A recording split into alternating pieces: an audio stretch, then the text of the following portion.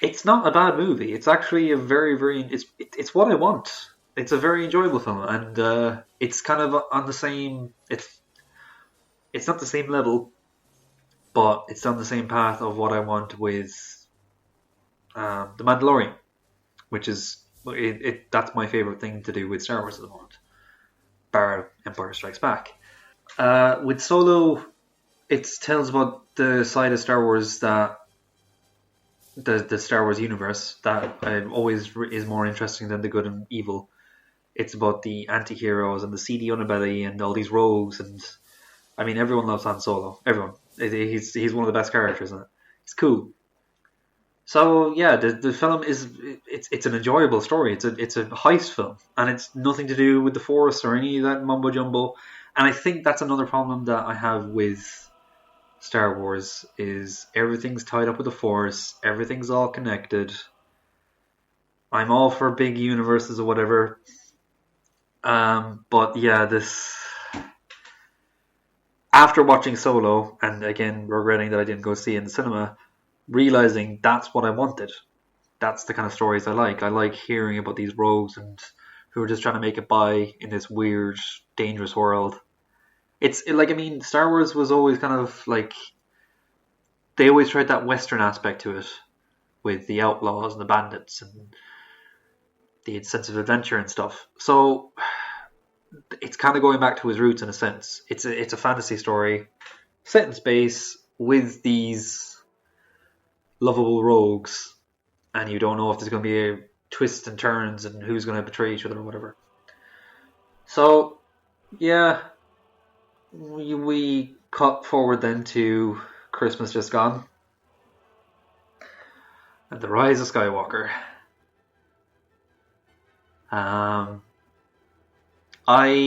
The past year and a bit, I have just kind of washed my hands with Star Wars. I just wasn't feeling anything for it. I know that The Mandalorian was released on American Disney Plus way back when last.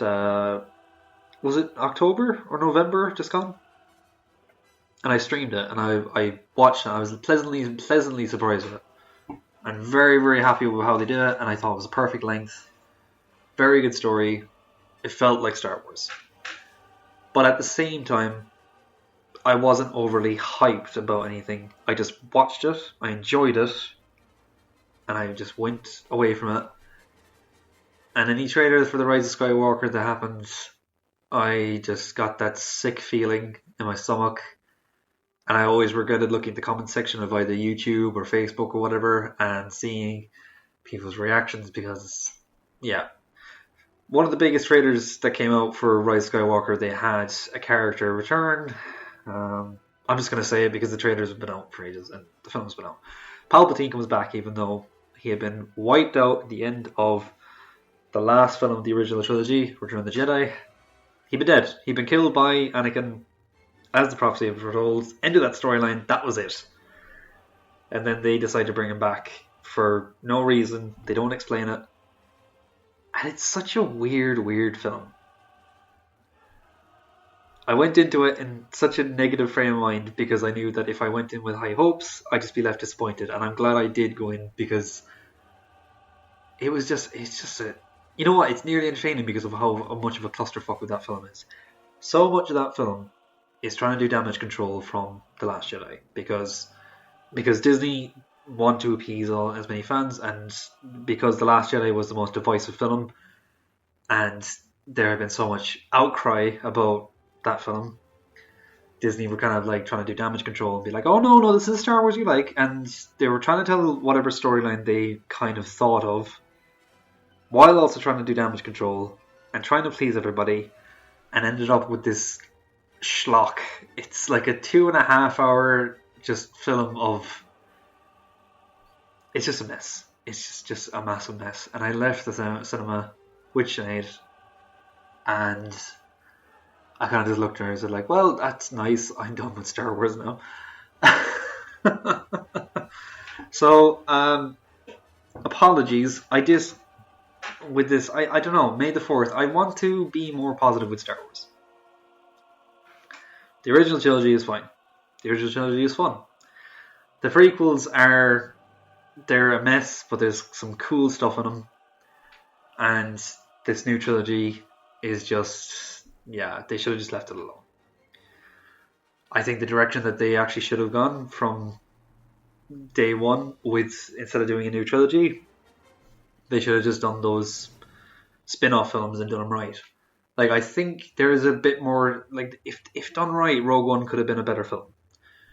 Solo, it's not a perfect film, but it's very, very enjoyable. It's a fun film you could just switch on and have a blast.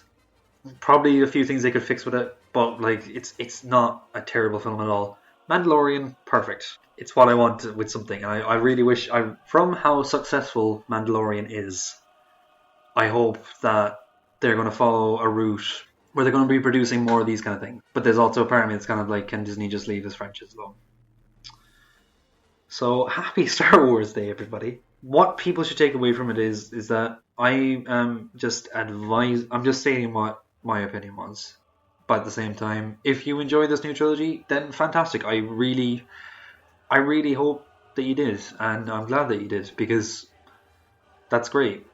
Like, films are meant to be enjoyed, and you can hate them or love them, or whatever. Or you can listen to a guy talk for an hour nearly on a shitty little podcast. Yeah, this has been my relationship with Star Wars. I'll always have feelings for, like, the old films, whatever. I'm never shut down. Like, if I was at a party and someone decided to shut on Star Wars, I know, not really a party kind of film, but bear with me. And it was one of the new trilogy ones. I'd kind of just sit there and just watch it. I wouldn't be, if we were all taking a mickey out of it, then I'd join in, obviously, but I wouldn't say don't put it on. I was just extremely, like, I'm just let down the direction they took them. I think that Disney needs to learn how to leave things alone and stop milking franchises, but it won't because of money. But at the same time, the toxic fan base needs to quiet it down a lot. Not by a little bit, by a lot. I think that toxic fans are kind of ruining franchises like this. Like, I have a younger brother, and he's 12, and he's really, really into Star Wars, and I've given him all my old DVDs of it. Funnily enough, and then Disney Plus came out, and I've talked to him loads about Star Wars, and he's played a couple of the games. Yeah, he's a huge Star Wars fan. And I think that with the way toxic fan bases can be, for the likes of him, I mean, like, don't you remember? Like, if you've watched these films, you will remember your first Star Wars film. You will remember your first experience watching this, and if you're like me, you'd have a sense of joy and wonder and excitement. And why would you want a film to be ruined and have that feeling ruined by loads of angry fans? Like, I don't understand the point of ruining someone else's fun.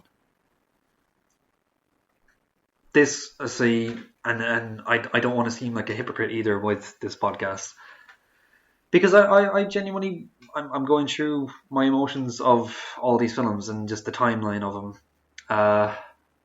Overall, I like Star Wars. Overall, they're just fun, fantasy adventures with old space wizards battling it out. And I need to stress that I'm not saying don't watch these films. I'm not saying do watch these films. I'm saying celebrate Star Wars as you can. This is just my take on it. But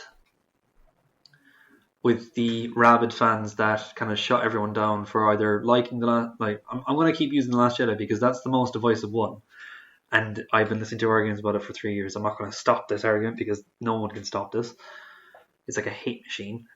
If you like it, you like it. If you don't, you don't. And I don't understand why fan bases have to kind of shut the other one down if you do like it or if you don't like it. And I'm all for a studio that's trying to take a franchise that has been kind of telling the same-ish storyline for years. If it wants to make a difference and change the storyline a little bit, shouldn't you be happier? I understand that the comfort of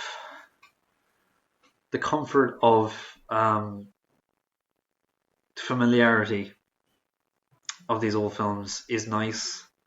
I get that sense of comfort as well. I mean, for fuck's sake, I'm a guy who reads comic books. They're telling stories of these characters for years, and they're kind of repeating patterns, and they always go back to square one. But like, if a franchise is trying to try something new, the best thing to do is kind of just see where it goes. And if it ends up going down a terrible path, then you could always just walk away from it and hold whatever ones you do enjoy highly. So yeah, this quarantine is driving me slowly insane. I hope you enjoyed listening to me talk about Star Wars. I didn't realize how long this was going to be. But yeah, this has been my relationship with this franchise. Happy Star Wars Day. May the 4th be with you all.